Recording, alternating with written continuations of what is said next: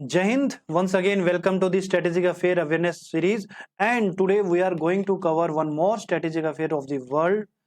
But this time we are not going to cover the geographical location, बल्कि हम लोग cover करेंगे एक strategic partnership which has happened recently. And इस partnership को हम लोग एक टर्म के साथ में डिफाइन कर रहे हैं, इस्लामिक नाटो। ये इस्लामिक नाटो क्या है? It's not a formal term used in the partnership, but as a strategic analyst I am using this word Islamic NATO. कैसे ये कनेक्टेड है उसको समझने के लिए first we have to understand NATO क्या है और किस तरह से ये एक्ट करता है। NATO is the group of 32 Nations जो कि नॉर्थ अटलांटिक ओशियन के साथ में कनेक्टेड है। ये हाईलाइटेड पार्ट आपको यहाँ पे दिखाई दे रहा है, जिसमें वेस्टर्न यूरोप कंट्री और यूएसए और कनाडा, इन कंट्रीज का एक ग्रुप बना था 1949 में। आज के टाइम में 32 नेशंस हैं और रिसेंटली इसके अंदर में फिनलैंड और स्वीडन ऐड हुआ है अभी 2025 में। ठीक है, तो ये जो ग्रुप बना था 1949 में, ये साथ में आए थे, तो ये एक चीज के लिए साथ में आए थे जिसको हम बोलते हैं कलेक्टिव सिक्योरिटी। और कलेक्टिव सिक्योरिटी क्या होती है? कलेक्टिव सिक्योरिटी को हम लोग समझते हैं एक टर्म से, all for one and one for all. यानी कि किसी भी इन ग्रुप में से किसी भी एक कंट्री के ऊपर में अटैक होता है तो all countries will come for the defence of that particular country. तो ये कंसेप्ट के साथ में इवॉल्व हुआ था ये 1949 में। क्यों हुआ था ये कंसेप्ट? क्यों? बाकी कंट्रीज कहाँ थे? बाकी कंट्री बेसिकली वर्ल्ड उस समय पर दो पार्ट में डिवाइड हो गया था on the basis of ideology. Ideology क्या थी कि एक जो ये ग्रुप है जिसको हम नाटो बोलते हैं, नॉर्थ अटलांटिक ट्रीटी ऑर्गेनाइजेशन, ये जो ग्रुप है ये कैपिटलिज्म को फॉलो करता है, यानी कि कैपिटलिस्ट है ये। इनका जो इकोनॉमिक मॉडल है वो कैपिटलिज्म को एस्पायर है। दूसरा जो खेमा था जो वर्ल्ड में चल रहा था उस समय पर, वो था यूएसएसआर लेड ग्रुप, जो कि कम्युनिज्म को अपना इकोनॉमिक मॉडल मान के चलता है। एंड जो भी कंट्री उसके साथ अलाइंड है उस आइडियोलॉजी के साथ में, वो डायरेक्टली और इनडायरेक्टली यूएसएसआर के साथ में जुड़ जाते हैं। ठीक है, तो इस तरह से दो इकोनॉमिक डिफरेंसेस पे दो यहां पर खेमे बढ़ गए। तो इन्होंने तो नाटो बनाया, तो उस ग्रुप ने वर्सा बनाया, और उन्होंने भी कलेक्टिव सिक्योरिटी के लिए बनाया क्योंकि मिलिट्री पैक्ट था ये। तो उन्होंने भी 1955 में वारसा को बनाया यूएसएसआर वाले कैंप ने। तो अब दोनों के बीच में आज भी वो इतना ही रिलीवेंट है। हालांकि वारसा का रिलीवेंस खत्म हो गया जब यूएसएसआर डिसइंटीग्रेट हुआ, उसके बाद में वारसा का कोई ज्यादा रिलीवेंस है नहीं है, बट नाटो आज भी उतना ही रिलीवेंट है। बट उसके आप रिसेंटली क्या हम लोग सुन रहे हैं? रिसेंटली ये सुन रहे हैं कि यूएस से थ्रेटनिंग नाटो कंट्रीज कि भाई मैं अपने आप को यहाँ से निकाल लूंगा। क्यों? उसको ये लगता है कि वो he is the dominating country in the NATO, and वही सबसे ज्यादा यहाँ पर जो फंड है वो रिलीज करता है, और जो सबसे ज्यादा मिलिट्री वाइज सपोर्ट करता है वो अमेरिका करता है। तो वो कहीं ना कहीं नाटो को थ्रेट कर रहा है। या तो अभी जैसे रिसेंटली ईरान के साथ लड़ाई चल रही है, तो basically USA what he wanted कि भी नाटो का जो पर्पस था वो था वन फॉर ऑल और ऑल फॉर वन, है ना। तो यदि मैं यहाँ पे इन्वॉल्व हूं तो बाकी नाटो कंट्री भी यहाँ पर आएंगे। But NATO country this is the first time जो नाटो कंट्री ने अपने आप को अलूफ रखा हुआ है कि this is not the war and this is not the attack on the USA attacked on the Iran. तो यहाँ पर आपके पर्सनल इंटरेस्ट है, ना कि हम नाटो के कलेक्टिव इंटरेस्ट हम लोग यहाँ पर फुलफिल करेंगे। तो नाटो ने अपने आप को अलाइन कर दिया एक्सेप्ट यूएसए में, अलूफ कर लिया एक्सेप्ट यूएसए में। अब बात ये आती है कि ये सारा जो कंसेप्ट था मिलिट्री एग्री आपस में मिलिट्रीली जुड़ने का, यही कंसेप्ट ये तीन नेशन लेकर आए आज के टाइम पे। क्योंकि हमें पता है कि ये जो वेस्ट एशियन कंट्री है इस समय पर स्टेट ऑफ हॉर्मुज से लेकर रेड सी से लेकर ये पूरा जो एरिया है ये इस समय पे वोलाटाइल है, हाईली वोलाटाइल है due to the war between the Iran, USA and Israel. अब बार बार सऊदी अरेबिया के ऊपर में अटैक हो रहे हैं, तो Saudi Arabia made a pact with two different country, और ये बाई चांस ये जो कंट्रीज हैं ये है टर्की, ये जो टर्की है ये नाटो का भी मेंबर है वैसे तो, और ये है पाकिस्तान, और ये है सऊदी अरेबिया। अब ये जो सऊदी अरेबिया ने मक्का में एक डील करी, एक डिफेंस पैक्ट किया बेसिकली कि भाई हम लोग तीनों इंटीग्रेट करते हैं और कलेक्टिव सिक्योरिटी करेंगे, क्योंकि इन तीनों के जो इंटरेस्ट हैं वो कहीं ना कहीं अलाइंड है। अभी ईरान जो है, ईरान इस समय पर तीनों ही कंट्री के साथ में उसकी बाउंड्री करती है। वो पाकिस्तान के साथ भी उसकी ईस्टर्न फ्रंट है और वेस्टर्न फ्रंट टर्की के साथ में, और नीचे जो है आप स्टेट ऑफ हॉर्मुज, जो ये सारा कुछ जो है सऊदी अरबिया के साथ में उसका कनेक्टेड है। And Saudi Arabia is now under threat directly from the Iran, है ना। वहां पे मिसाइल्स अटैक चल रहे हैं, ड्रोन अटैक हो रहे हैं उसके इकोनॉमिक एस्टेब्लिशमेंट्स के ऊपर में। तो दे मेड अ पैक्ट, अभी अगस्त 2026 में ये पैक्ट बनाया है। इसको I have given the name Islamic NATO, क्योंकि ये जो पैक्ट है ये एक मिलिट्री पैक्ट है। जैसे नाटो एक मिलिट्री पैक्ट था, वार्सा एक मिलिट्री पैक्ट था, तो ये मक्का में जो हुआ था डिफेंस पैक्ट, ये भी एक मिलिट्री पैक्ट है। दूसरा इस्लामिक क्यों बोला है, क्योंकि इसके अंदर में तीनों ही कंट्री जो है ये इस्लाम मतलब मुस्लिम मेजोरिटी कंट्री है, और उसमें भी सुन्नी डोमिनेटेड कंट्री है। अब ये किसके अगेंस्ट, जो फर्स्ट इंस्टांस है वो किसके अगेंस्ट यहाँ पे दिखाई दे रहा है, वो सिया जो डोमिनेटेड ईरान है उसके against they are making a pact, ठीक है ना, जो इन्होंने किया है कि भाई all for one, one for all वाला जो कंसेप्ट यहाँ पर लेकर आए। बट ये तीनों इंटीग्रेट कैसे हो गए, क्या तीनों एक जैसे हैं? नहीं, तीनों के अपनी अपनी स्ट्रेंथ है। जैसे टर्की की जो अपनी स्ट्रेंथ है वो है उसका मिलिट्री इंडस्ट्रियल कॉम्प्लेक्स जो है, that is like very good, जिसके अंदर में वार इंडस्ट्रीज की हम बात करते हैं, ब्यूरोक्रेट्स, वी कैन से कि जो फंडिंग है, जो उसकी वार इंडस्ट्रीज है, टेक्नोलॉजी है, they have a good edge on it. तो इसकी वजह से उनके पास में अच्छे जो लेटेस्ट ड्रोन्स हैं, मिसाइल्स हैं उनके पास में है, ठीक है, नेवल कैपेबिलिटी उनकी अच्छी है। तो ये सारा कुछ टर्की अपनी मिलिट्री स्ट्रेंथ के बेस पर लेकर आया है इस डिफेंस पैक्ट में। पाकिस्तान के पास क्या है, पाकिस्तान के पास में न्यूक्लियर डिटरेंस है। He is the only Islamic country in the world जिसके पास में न्यूक्लियर वेपन है। तो ये न्यूक्लियर डिटरेंस को लेकर आया है कि भाई मैं उस चीज को यूज कर लेंगे हम लोग यदि इन केस ईरान या कोई इस तरह का कोई कंट्री हमारे ऊपर में अटैक करता है। और सऊदी अरबिया के पास में क्या इकोनॉमिक पावर है, ये है ना, इसके पास में पैसा बहुत है, फंडिंग बहुत है।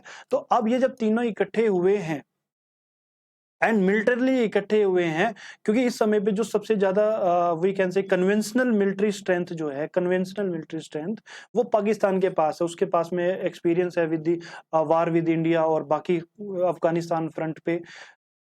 इस समय पर ये तीनों जब इंटीग्रेट हो रहे हैं तो दे आर लुकिंग कि भाई they are aligned against the Iran. But ये यहाँ पे बात नहीं रुकती है, ये चीज हमने समझना है। और इसके इम्पैक्ट देखने, इस पैक्ट के इम्पैक्ट इंडिया के कॉन्टेक्स्ट में किस तरह से रिलीवेंट है, और किस तरह से इंडिया के जो नेशनल इंटरेस्ट है वो यहाँ पर खतरे में हो सकते हैं, उसको हम लोग थोड़ा सा समझ लेते हैं। अब पाकिस्तान के पास में एज वी नो कि मिलिट्री स्ट्रेंथ ठीक है, they made a very good move with this Mecca pact के साथ में, इन्होंने बहुत अच्छा मूव किया है। क्योंकि मिलिट्री के अलावा पाकिस्तान के पास में ना तो पॉलिटिकल स्टेबिलिटी है ना इकोनॉमिक स्ट्रेंथ है। एंड किसी भी वार को सस्टेन करने के लिए पॉलिटिकल विल पावर और इकोनॉमिक स्ट्रेंथ होना दोनों ही जरूरी है। बट हुआ क्या, अब इकोनॉमिक स्ट्रेंथ के लिए वो सऊदी अरेबिया से जा रहा है, मिलिट्री स्ट्रेंथ उसके पास है, पॉलिटिकल स्टेबिलिटी को वो कुछ समय के लिए अवॉइड कर सकता है इन केस, जैसे कि वो पीछे ऑपरेशन सिंदूर उसके साथ में हुआ था, वो कहीं ना कहीं वो बैकफुट पे चला गया कि करें क्या।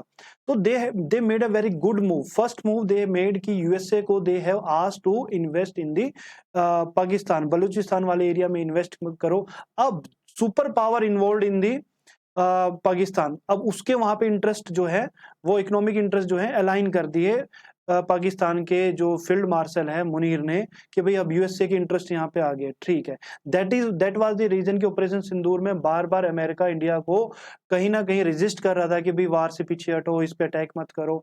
एंड सिमिलरली चाइना के जो इंटरेस्ट है बलूचिस्तान में, दैट इज वेरी ओपन कि भाई how they have invested very huge investment in the Balochistan. तो दोनों ही पावरफुल कंट्री के इन्वेस्टमेंट पाकिस्तान ने अपने उसमें सीख कर लिया। अब उनके जो इकोनॉमिक इंटरेस्ट है वो क्लैश होते हैं यदि इंडिया पाकिस्तान को डायरेक्टली और इनडायरेक्टली हिट करता है तो। बट दूसरी बात जो यहाँ पे मेन है, यदि पाकिस्तान के ऊपर अफगानिस्तान या ईरान की तरफ से कोई अटैक आता है तभी भी वो क्या इतना कैपेबल है कि उसको रजिस्ट कर सके। अगेन बात ये आती है कि economically he is not, that is the point जहां पर वो सऊदी अरेबिया के साथ में पैक्ट में गया है कि यदि हमें फंडिंग मिलती रही और टर्की की तरफ से एडवांस हमें टेक्नोलॉजी वाले ड्रोन्स जो कि उसको ऑपरेशन सिंदूर में भी मिले थे, इस तरह के हमें सस्टेन मिलता रहा, तो I can resist the attack from Iran. Afghanistan को तो they may tackle, but Iran को दे कुड नॉट। तो that is the we can say कि biggest strategic move done by the Field Marshal Munir, and now India has to think twice. Why? Because it's not कि India का economic strength नहीं है, India के पास में political will power नहीं है, इंडिया के पास में मिलिट्री स्ट्रेंथ नहीं है, एवरीथिंग इज देयर, बट जो सुपर पावर की इन्वॉल्वमेंट पाकिस्तान में हुई है एंड इन कंट्रीज का ये जो डोमिनेटिंग कंट्री है, अब इंडिया के इनके साथ में इंटरेस्ट जो है कहीं ना कहीं क्लैश होते हैं। अब सऊदी अरेबिया के साथ में इंडिया के जो पार्टनरशिप है वो ठीक है, economically they we are integrated, हम एनर्जी के लिए अपनी एनर्जी रिक्वायरमेंट के लिए सऊदी अरेबिया पे डिपेंडेंट है, और कहीं ना कहीं आईटी को लेकर सऊदी अरेबिया भी इंडिया के साथ में पार्टनरशिप में है, but we do not have good relations with the Turkey as it was early, है ना, क्योंकि अभी रिसेंटली ऑपरेशन सिंदूर में टर्की ने पाकिस्तान को ड्रोन्स प्रोवाइड किए थे, टेक्नोलॉजी प्रोवाइड करी थी, तो उस समय पर वो अगेंस्ट इंडिया ही था। तो अब इस तरह के पैक्ट होने के बाद में इंडिया के खासकर इस रीजन में जो एनर्जी की रिक्वायरमेंट है वो शायद थोड़ा बहुत उसको सेटबैक लग सकता है, but we have to see in future किस तरह से जो सर्कमस्टांसेस है विल डेवलप। दूसरा क्या है कि इंडिया के लिए पाकिस्तान को अभी Pakistan is not moving alone at any front, वो अंडरस्टूड कर चुका है कि I can not go with India. अब इंडिया और उस पाकिस्तान की मिलिट्री और इकोनॉमी में इतना डिफरेंस आ चुका है कि they can not directly hit India, तो वो क्या कर रहा है, they are starting aligning their interest with the other countries जहां पर वो इंडिया को रोक सके।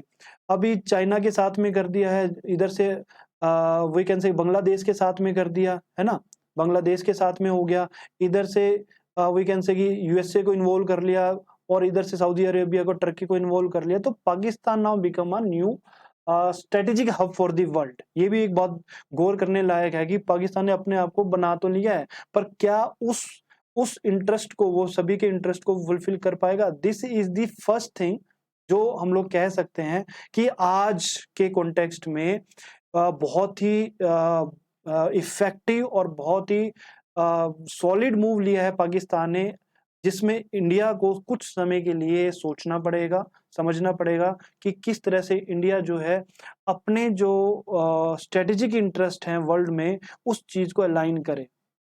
अगेंस्ट यूएसए नहीं जा सकता, अगेंस्ट चाइना नहीं जा सकता, और अगेंस्ट अपने एनर्जी इंटरेस्ट भी नहीं जा सकता। उन सबको देखते हुए this is a good thing.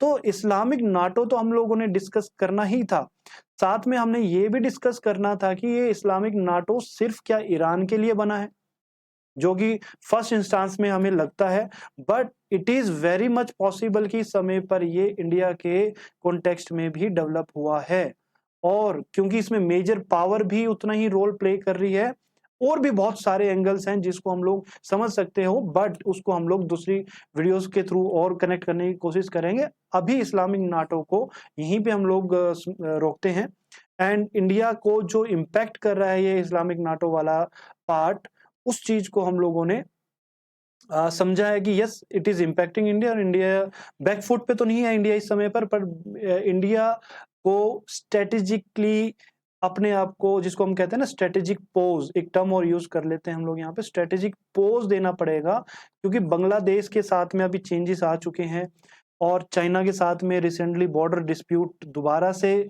कहीं ना कहीं वोलेटाइल होते नजर आ रहे हैं। तो ऐसे माहौल में एनर्जी सिक्योरिटी को बिना सिक्योर करे, एनर्जी रिक्वायरमेंट को बिना सिक्योर करे हर फ्रंट के ऊपर में आपस में उलझ जाना इंडिया के लिए ठीक नहीं है। तो इंडिया को इस समय पर फिलहाल तो पॉज लेना चाहिए, और उसको सर्कमस्टांसेस को देखते हुए धीरे धीरे अपने स्टेप्स मूव करने चाहिए। That is the thing. I hope you understood this concept of Islamic NATO, and आप लोग इससे कनेक्ट रहना ताकि फ्यूचर में जितनी भी डेवलपमेंट्स होते हो कि उसको जल्दी से कैच कर सको, एंड इंडिया के जो इंटरेस्ट है उसको भी आप उसी समय पे कनेक्ट कर सको कि भी कैसे ये चेंजेस आ रहे हैं। ठीक है, तो जय हिंद एंड जय भारत। Thank you.